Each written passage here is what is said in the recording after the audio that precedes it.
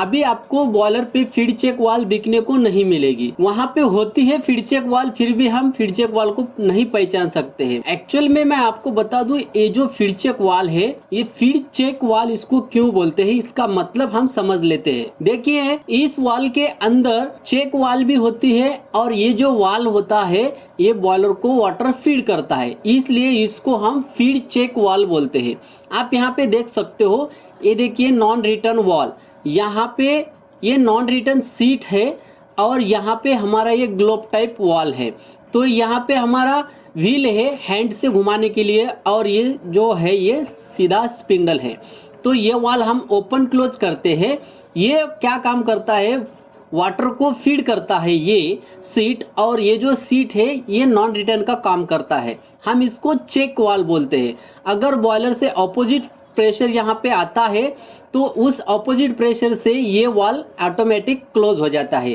तो दिखने में कुछ ऐसा होता है मॉडल फीड चेक वाल।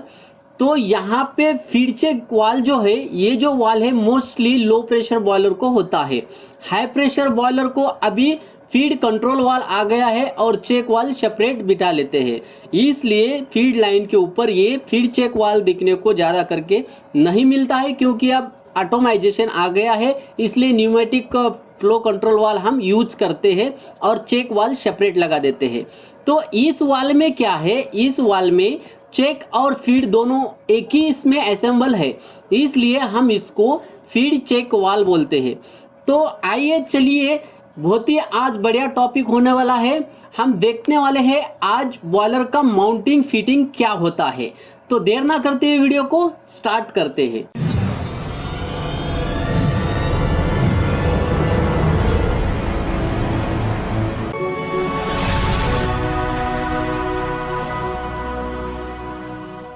Hello friend, power plant technical knowledge में आपका स्वागत है। पावर प्लांट टेक नॉलेज को जुड़े रहने के लिए चैनल को सब्सक्राइब करो और बेल आइकन को प्रेस करो, ताकि हमारा वीडियो सबसे पहले आपके पास पहुंच सके। तो फ्रेंड, आज हम देखने वाले हैं बॉयलर माउंटिंग फिटिंग। आप यहां पे देख सकते हो बॉयलर माउंटिंग फिटिंग क्या होता है। मोस्टली बॉयलर माउंटिंग फिटिंग के ऊपर ही ज़्यादा करके एग्जामिनर क्वेश्चन पूछते हैं। जहां भी आप बॉयलर जॉब के लिए इंटरव्यू देने जाते हो, वहां पे भी आपको बॉयलर का माउंटिंग क्या है ये पूछे जाते हैं। मैं आपको ये बता दूं फ्रेंड, बॉयलर माउंटिंग जिसको समझ में आ गया उसको पूरा बॉयलर समझ में आ जाता है, इसलिए माउंटिंग के ऊपर इतने क्वेश्चन पूछे जाते हैं ताकि वहां पे कैंडिडेट का वहां पे कैसा परफॉर्मेंस है वो पहचान सके। तो माउंटिंग क्या होता है, ये माउंटिंग बॉयलर के ऊपर क्यों लगाते हैं, अगर हम माउंटिंग नहीं लगाए तो क्या होगा, ये सब बातें इस वीडियो में हम स्टेप बाय स्टेप एक एक से समझने की कोशिश करेंगे। फ्रेंड, मैं बहुत ही आसान यहाँ पे ये वीडियो बनाने की कोशिश किया हूँ। होप आपको ये वीडियो अच्छा लगेगा। तो देर ना करते हुए वीडियो को स्टार्ट करते हैं। तो सबसे पहले हम जानेंगे माउंटिंग क्या है।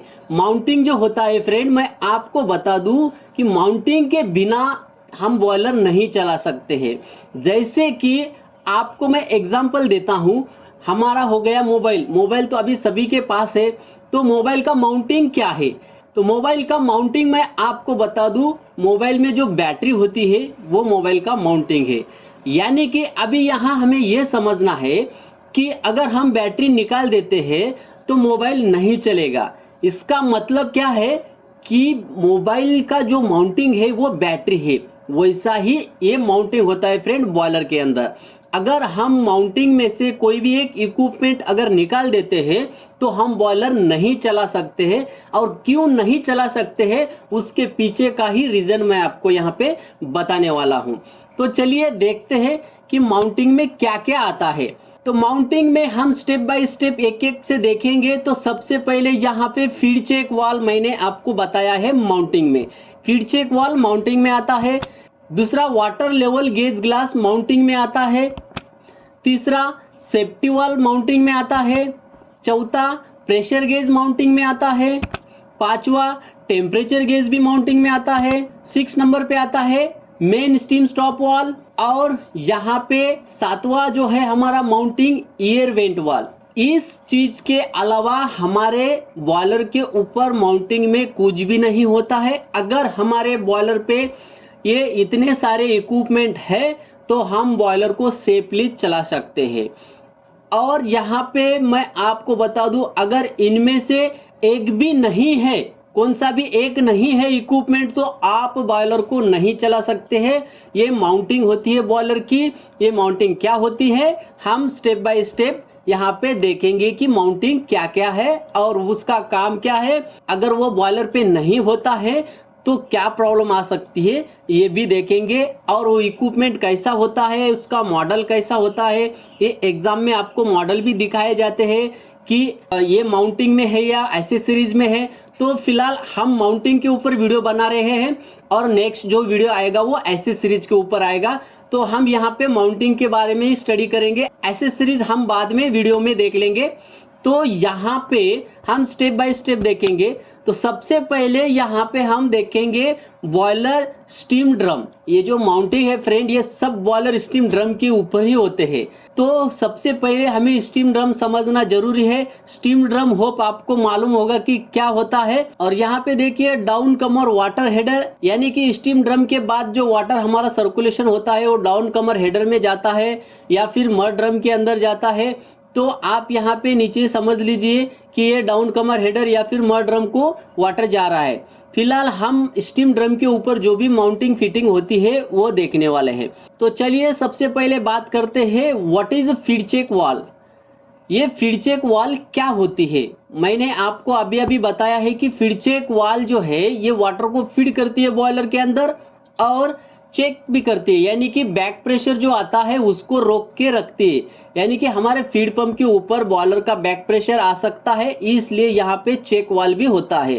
तो दोनों मिला करके यहाँ पे इसको नाम दे दिया है फीड चेक वाल्व। लेकिन ये जो वाल्व है हाई प्रेशर बॉयलर को अभी देखने को नहीं मिलती है, क्योंकि ये जो वाल्व है मैनुअल ऑपरेट इसको करना होता है। तो यहाँ पे हम इसके बदले में क्या यूज करते हैं, तो यहाँ पे आप देख सकते हो फीड चेक वाल्व। तो फीड चेक वाल्व का जो काम है बॉयलर के अंदर वाटर फीड करना। ये हमारा इंटरनल फीड पाइप है ये, और ये जो है हमारा फीड कंट्रोल वाल्व है, यानी कि फीड वाटर का जो फ्लो है वो कंट्रोल करता है, बॉयलर के अंदर वाटर लेवल मेंटेन करता है। ये हो गया हमारा फीड। और ये है हमारा एनआरवी यानी कि नॉन रिटर्न वाल्व। इस वाल्व को हम बोलते हैं चेक वाल्व। तो ये दोनों मिला करके यहाँ पे हो जाता है फीड चेक वाल्व। तो इसको हम माउंटिंग बोलते हैं फ्रेंड। ये फीड चेक वाल्व जो होता है माउंटिंग में आता है। अभी हम बात करेंगे माउंटिंग में क्यों आता है, अगर ये नहीं लगाते तो क्या होता बॉयलर के अंदर। अगर हमारा बॉयलर का जो वाटर लेवल है वो अभी 50% आ गया है, अभी वाटर की ज़रूरत नहीं है, तो हम क्या करते हैं, हमारा फीड पंप जो होता है एक तो स्टॉप हो जाता है यानी कि बंद हो जाता है, या फिर वहाँ पे कंट्रोल वाल्व अगर है तो यहाँ पे ये क्लोज हो जाता है। तो अगर ये नॉन रिटर्न वाल्व यहाँ पे नहीं होता तो क्या होता, बॉयलर के अंदर प्रेशर होता है तो यहाँ पे ये प्रेशर अपोजिट बैक प्रेशर में वापस आ जाता, और यहाँ पे नॉन रिटर्न वाल्व नहीं है तो ये प्रेशर फीड पंप के ऊपर जाकर के यहाँ पे डेरिटर टैंक से भी ये अपोजिट फोर्स से, अपोजिट प्रेशर से ये डेरिटर टैंक से भी यहाँ पे बॉयलर हमारा वाटर जो है एम्प्टी हो जाता। इसलिए हम क्या करते हैं, यहाँ पे नॉन रिटर्न वाल्व बिठा देते हैं। नॉन रिटर्न वाल्व क्या करता है, अपोजिट जो फ्लो है वो रोक करके रखता है। इसलिए हमें ये वाल्व बहुत जरूरी होता है, और इस वाल्व के बिना हम बॉयलर को नहीं चला सकते हैं, इसलिए ये माउंटिंग में आता है। तो नेक्स्ट जो है gauge glass, water level gauge glass. Boiler में वाटर लेवल गेज ग्लास होती है, आपको पता होगा। वाटर लेवल गेज ग्लास का टाइप भी होता है, यहाँ पे आप देख सकते हो ट्यूबलर है, रिफ्लेक्शन गेज ग्लास है, ट्रांसपेरेंट गेज ग्लास है और मल्टीपोर्ट गेज ग्लास है। तो ये गेज ग्लास क्या काम करती है, आपको बॉयलर के अंदर कितना वाटर है ये शो करती है मैकेनिकली। इसको कोई इंस्ट्रूमेंट सप्लाई नहीं होता है, एयर सप्लाई नहीं होता है, इलेक्ट्रिक सप्लाई नहीं होता है, ये मैकेनिकली बताती है। तो tubular mostly low pressure boiler को यूज करते हैं, रिफ्लेक्शन भी लो प्रेशर बॉयलर को यूज करते हैं। जो ट्रांसपेरेंट है ये हाई प्रेशर बॉयलर को यूज करते हैं, हाई टेम्परेचर हाई प्रेशर को, और मल्टीपोर्ट दोनों बॉयलर को यूज कर सकते हैं। तो ये जो ट्रांसपेरेंट है ये लो प्रेशर और हाई प्रेशर बॉयलर को भी यूज कर सकते हैं। लेकिन ट्यूबलर जो है यहाँ पे इसके अंदर ग्लास होती है, ट्यूब होती है, ट्यूब ट्यूब्स जैसा। तो यहाँ पे ये ग्लास हाई टेम्परेचर और हाई प्रेशर को नहीं टिक पाती है, इसलिए हम इसको low pressure low temperature boiler के ऊपर यूज करते हैं। तो यहाँ पे आप देख सकते हो ये वाटर लेवल गेज ग्लास जो है हमें वाटर लेवल शो करती है। तो यहाँ पे देख सकते हो स्टीम ड्रम को ये वाटर लेवल होता है। तो यहाँ पे हर एक बॉयलर पे आपको गेज ग्लास जो है स्टीम ड्रम के ऊपर 2 मिलेगी। 2 क्यों मिलती है फ्रेंड? क्योंकि एक गेज ग्लास को प्रॉब्लम आ सकता है रनिंग में। तो यहाँ पे अगर एक ग्लास को प्रॉब्लम आता है तो दूसरी गेज ग्लास हमें सेफ्टी के लिए यहाँ पे होती है और दोनों भी एट ए टाइम लाइन में होती है। तो एक ग्लास खराब हो जाती है तो दूसरी ग्लास हमें यहाँ पे वाटर लेवल शो करती है। वाटर लेवल अगर हमें पता नहीं है बॉयलर के अंदर तो हम बॉयलर कैसे चला सकते हैं? हम चला ही नहीं सकते हैं बॉयलर। अगर वाटर लेवल बॉयलर के अंदर कितना है ये पता नहीं है हमें, तो हम कैसे बॉयलर यहाँ पे चला सकते हैं? इसलिए ये गेज ग्लास माउंटिंग में आती है। अगर आपके बॉयलर को गेज ग्लास नहीं है तो आप बॉयलर नहीं चला सकते हो, इसलिए गेज ग्लास को माउंटिंग में दिया गया है। तो दूसरा यहाँ पे आप देख सकते हो सेफ्टी वाल। अभी सेफ्टी वाल में बहुत टाइप है, यहाँ पे 2-4 टाइप मैंने बताया है। स्प्रिंग लोडेड सेफ्टी वाल, डेड वेट सेफ्टी वाल, लीवर वेट सेफ्टी वाल और यहाँ पे high pressure low water alarm safety वाल। तो ये सेफ्टी वाल क्या काम करती है? तो फ्रेंड हमारा जो बॉयलर है ये क्लोज वेसल है, इसके अंदर जो एक्सेस प्रेशर बढ़ता है वो प्रेशर रिलीज करती है। तो यहाँ पे आप देख सकते हो मोस्टली आपको हर एक बॉयलर पे स्प्रिंग लोडेड सेफ्टी वाल ही देखने को मिलेगी, क्योंकि फ्रेंड ये सेफ्टी वाल बहुत ही कंफर्ट होता है और बहुत ही आसान यहाँ पे इसका फंक्शन होता है, इसलिए ये स्प्रिंग लोडेड सेफ्टी वाल अभी इंडस्ट्री में बहुत ज़्यादा है। तो आपको मोस्टली सेफ्टी वाल जो है यहाँ पे स्प्रिंग लोडेड सेफ्टी वाल ही देखने को मिलेगी। तो यहाँ पे सेफ्टी वाल होता है स्टीम ड्रम के ऊपर। अभी जो लो प्रेशर बॉयलर है उसके स्टीम ड्रम के ऊपर रहेगी और हाई प्रेशर बॉयलर है उसके स्टीम ड्रम के ऊपर भी रहेगी और सुपर हीटर हेडर आउटलेट जो होता है हेडर उसके ऊपर भी रहेगी। तो सेफ्टी वाल का काम क्या है? बॉयलर के अंदर एक्सेस प्रेशर बढ़ जाता है तो यहाँ पे ये क्या करता है उसको रिलीज कर देता है। तो यहाँ पे मैंने 2 सेफ्टी वाल बताया है, ये एक और ये एक। तो ये 2 सेफ्टी वाल क्यों होता है? किसी किसी बंदे को ये लगता है कि सेफ्टी वाल अगर ये फेल हो जाता है तो यहाँ पे ये सेफ्टी वाल स्टैंड बाय होता है। नहीं फ्रेंड, यहाँ पे सेफ्टी वाल फेल नहीं होता है। यहाँ पे सेफ्टी वाल 2 क्यों दिया गया है मैं इसका रीजन आपको बता देता हूँ प्रॉपर। तो ये जो सेफ्टी वाल है फ्रेंड, हमारा बॉयलर जो है अगर रनिंग में है, लोड पे बॉयलर है यानी कि 20 TPS से हमारा बॉयलर चल रहा है, लेकिन प्लांट में कुछ गड़बड़ आ गई है, यानी कि हम जिस प्लांट को स्टीम दे रहे हैं उस प्लांट को अगर कुछ प्रॉब्लम आया है, उसने विदिन सेकेंड में सडनली क्या कर दिया है, वहाँ पे स्टीम का लोड कट कर दिया है। तो उस समय हमारा बॉयलर कैसे चल रहा था? फुल लोड पे चल रहा था और हमारी जो फायरिंग है वो फुल थी, यानी कि हमारा जो स्टीम जनरेशन था 20 टन पर आवर से चल रहा था। तो अगर यहाँ पे तुरंत वहाँ पे लोड कट हो जाता है तो वो बैक प्रेशर यहाँ पे आता है और बैक प्रेशर से हमारा जो प्रेशर है एक्सेस हो जाता है, यानी कि बढ़ जाता है।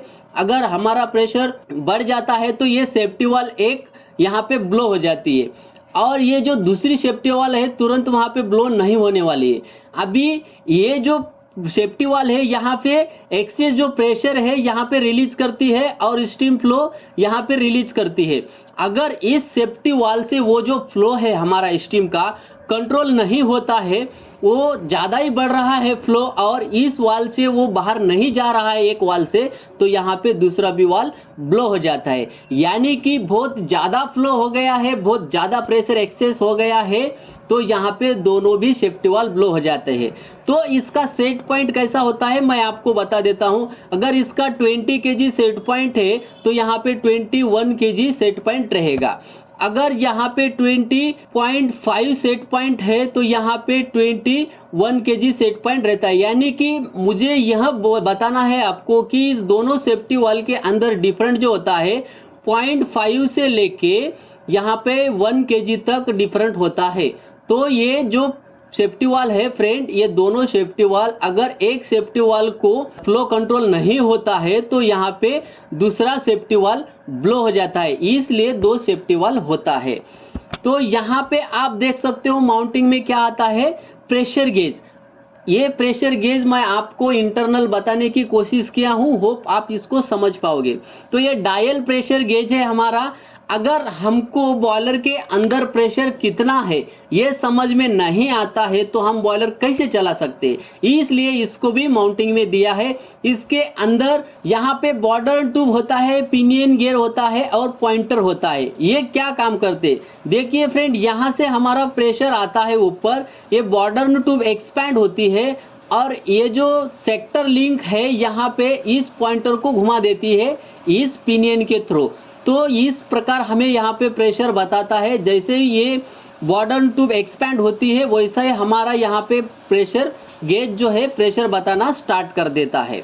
तो देखते हैं ये कहाँ पे होता है। तो फ्रेंड यहाँ पे आपको प्रेशर गेज जो है देखने को मिलेगा स्टीम ड्रम के ऊपर। अगर हाई प्रेशर बॉयलर है तो आपको सुपर हीटर स्टीम हेडर के ऊपर भी आपको प्रेशर गेज देखने को मिलेगा। प्रेशर गेज तो बहुत जगह होता है फ्रेंड, लेकिन मेनली जो है हमें स्टीम ड्रम और सुपर हीटर के ऊपर प्रेशर गेज कंपलसरी वहाँ पे चाहिए होता है। अगर बॉयलर के अंदर का प्रेशर हमें नहीं पता है तो हम बॉयलर कैसे चला सकते हैं, प्रेशर ज़्यादा हो गया है, कम हो गया है, हमारा क्लोज वेसल होता है, अगर ज़्यादा हो गया प्रेशर, प्रेशर गेज नहीं दिखता है हमें, तो फायरिंग कितना रखना है ये भी हमें समझ में नहीं आता है।